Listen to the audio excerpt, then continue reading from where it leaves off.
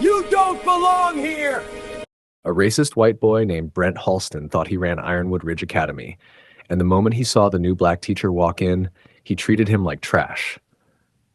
No respect, no hesitation. Brent shoved people out of the way, mocked the black man in front of the class, and even pressed his foot onto the black man's chest like he was stepping on dirt. What he didn't know is that the man he stepped on wasn't just a teacher, and he was about to find out who he really was. The moment the first bell rang, Ironwood Ridge Academy exploded into its usual chaos, slamming lockers, shouting voices, backpacks swinging in every direction. No one paid attention to the tall black man walking quietly through the front doors. No introduction, no spotlight, just a new face in a gray suit, carrying a simple folder and an unreadable expression. Teachers barely glanced at him. Students didn't care. Only one person knew who he really was. And even he didn't know why the man had come unannounced. To everyone else, he was just the new teacher. He stepped into the history classroom right as Brent Halston barged in with his friends, loud on purpose, shoving a smaller kid out of his way. Brent didn't even hide the smirk stretching across his face when he spotted Mr. Caden Royce at the front of the room. "No way," Brent muttered loudly. "Another newbie they expect us to listen to?" His friends chuckled. Mr. Caden Royce calmly set his papers down. "Good morning. Please take your seats." Brent didn't sit. He let his bag fall loudly to the floor, blocking the aisle, then strutted past the man's desk, brushing his shoulder against him just hard enough to test him. No reaction. That irritated Brent immediately. He walked to his seat in the back, but instead of sitting, he dropped into it with an exaggerated groan. "So what's your deal?" he called out. "You gonna lecture us about being good little students?" A few kids laughed. Mr. Caden Royce didn't respond with irritation or fear. He simply opened his folder and began distributing papers, moving with a precision that made Brent squint in annoyance. "Everyone will complete this warm-up," Mr. Caden Royce said. "It's simple." Brent snatched the paper out of his hands when the man reached him. "You think you can just walk in here and tell me what to do?" Brent asked, voice sharp with challenge. "Nobody respects your kind." The class froze. Mr. Caden Royce met his eyes for a brief second, steady, controlled, then turned away without a word. Brent scoffed under his breath. "Yeah, that's what I thought." But something about that silence irritated him more than any comeback. He wanted dominance, a reaction, a crack in the man's composure. He got nothing. When class ended, students whispered to each other, "Brent's gonna go after him at lunch." He hates when teachers ignore him. "Bro, the dude didn't even blink." Brent walked out, eyes narrowed. "Lunch," he muttered to his friends. "I'll make him pay at lunch." He had no idea what he was about to unleash. By the time lunch rolled around, Ironwood Ridge Academy felt like it was holding its breath. Word had already spread. Brent was going after the new guy. Students crowded the cafeteria earlier than usual, buzzing with anticipation. Phones were fully charged. Some kids even positioned themselves at tables facing the new teacher's spot, waiting for the show. Mr. Caden Royce sat alone near the center section, his lunch tray neatly arranged, posture upright, eyes calmly observing the room as he ate. He didn't shrink. He didn't hurry. He didn't pretend not to notice the stares. He just existed there, quietly, confidently, and that alone made people uneasy. Brent strutted into the cafeteria with his friends behind him, loud as always, feeding off the attention. Students parted instinctively, creating a clear path straight toward the man's table. Phones lifted. Whispers swirled. "There he is. Bro, he's actually doing it. He's crazy." Brent reached the table, didn't say a word, didn't give any fake smiles. He just acted. A sharp, deliberate kick slammed into Mr. Caden Royce's leg under the table, hard enough to jolt the entire tray. Food flew, landing in splats across the table. Metal utensils clattered. A gasp shot through the cafeteria like a shockwave. Mr. Caden Royce's body jerked, but he didn't fall. He steadied himself instantly, exhaling once quietly. His eyes lifted slowly to meet Brent's face. Brent leaned back with a crooked grin, loud enough for the entire room to hear.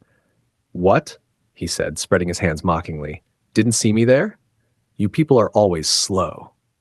A few of his friends snickered. Not one student looked comfortable. Still, Mr. Caden Royce didn't speak. He took a napkin, wiped the spilled food off his suit sleeve, and set the tray aside with careful, deliberate movements, the kind of calm that made the silence even louder. Brent stepped closer, shadow stretching over the table. You come in here like you're somebody, he said, voice dipped in the kind of superiority that didn't need slurs to be racist. But you're nothing here. Not to me. Still nothing. That made Brent's jaw clench. You hear me? He said louder. I said you're... Mr. Caden Royce raised his eyes again. Not aggressive, not scared, but steady in a way that made Brent falter for half a second. Students whispered, he's not scared. Why isn't he reacting? Brent's gonna lose it. And Brent did. He leaned in, voice dropping low, venom thick between his teeth. You're gonna learn who runs this school. His friends laughed, but even they could hear the thin crack forming in his confidence, because Mr. Caden Royce still hadn't reacted. Not a flinch. Not a word. Not a single crack. Brent stepped back, breathing hard. Round two, he muttered to his crew. I'm going to make him respect me. He didn't mean respect. He meant humiliation. And the cafeteria felt the shift. Something far worse was coming. The kind of thing people record because they know it's crossing a line no one should cross. The cafeteria was already tense, but when Brent stood up from his table for the second time, something in the air changed. Students stopped mid-sentence. A girl lowered her fork without realizing it. Dozens of phones quietly lifted, screens pointed toward Mr. Caden Royce, still sitting alone with his ruined lunch. Brent didn't rush. He walked back toward the man's table with slow, arrogant steps, the kind that said he already believed he'd won. His friends followed behind, hyping him up, laughing a little too loudly to hide their nerves. Bro, he's dead. He actually thinks he can ignore Brent? No way this ends well. Mr. Caden Royce didn't move, didn't shift, didn't even turn his head. He just sat there, breathing steadily, and that made Brent furious. He reached the table and shoved a student's tray off the edge just to make space. Food splattered onto the floor. The student backed away instantly. Brent climbed up onto the cafeteria bench, getting just enough height to tower over the man. He stared down at him, eyes full of hatred disguised as confidence. You really think you can sit here like you belong? He said loudly, making sure everyone recorded it. Look at me when I'm talking to you. Mr. Caden Royce lifted his gaze, steady, unreadable, and held Brent's eyes. Wrong move. For Brent, that eye contact felt like defiance, and he snapped. Without warning, Brent raised his leg and drove his sneaker straight into Mr. Caden Royce's chest, planting his foot firmly right over his sternum. The sound of the impact echoed through the cafeteria. Gasps exploded everywhere. A chair toppled over. Someone yelled, "Yo! What the?" One kid covered his mouth, dropping his phone in shock. What would you do if a bully slammed his foot onto your chest in front of the entire cafeteria while everyone watched?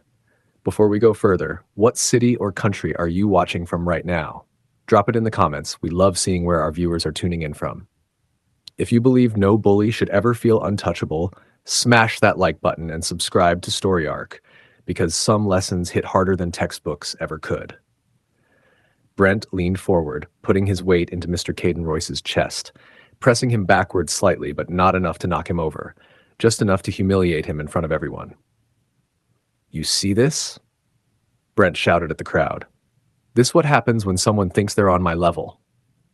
His friends laughed nervously. Students backed away, phones recorded from every angle.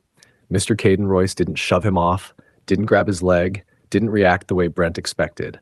He simply sat there, absorbing the pressure against his chest, looking Brent directly in the eyes with a calm that made the moment even more disturbing. Brent sneered down at him. People like you don't belong here, he hissed. People like me run this place. People like you. Mr. Caden Royce finally spoke, one quiet, steady sentence that cut straight through the noise. Take your foot off me, now. The cafeteria went silent. But before Brent could respond, before he could push harder, brag louder, or escalate further, the doors at the far end slammed open. Principal Harlan Vickers stormed in. He froze the moment he saw the scene. Brent standing on the bench, foot pressed into Mr. Caden Royce's chest, dozens of students filming, and absolute horror frozen on every face. Brent! His voice shook the room. Everything and everyone stopped. Brent! Principal Harlan Vickers' voice ripped through the cafeteria so violently that even the phones shook in students' hands. Brent's head snapped toward him, sudden panic flashing across his face. His foot was still planted on Mr. Caden Royce's chest, but the confidence gone. Completely gone. Get your foot off him, Vickers said, each word sharp enough to slice through bone. Brent hesitated just 1 second, but that second was enough for every student to feel the fear hit him. His leg trembled. He stepped down fast, almost stumbling as he backed off the bench. Mr. Caden Royce didn't move. He simply adjusted his shirt where Brent's shoe had pressed and straightened his posture. Vickers stormed through the crowd, parting students like water. His face was red with a rage no one at Ironwood Ridge Academy had ever seen. Teachers trailed behind him, wide-eyed and useless, ashamed they hadn't intervened. "What is wrong with you?" Vickers shouted, pointing at Brent. "Are you out of your mind? You think this is a game?" Brent opened his mouth. You were just assaulting a staff member in front of half the school," Vickers snapped. "You were humiliating him, abusing him, and he pointed at the group recording. You encouraged him?" Phones lowered instantly. "All of you, out!" Students scattered, terrified. Vickers turned to Mr. Caden Royce, breath unsteady.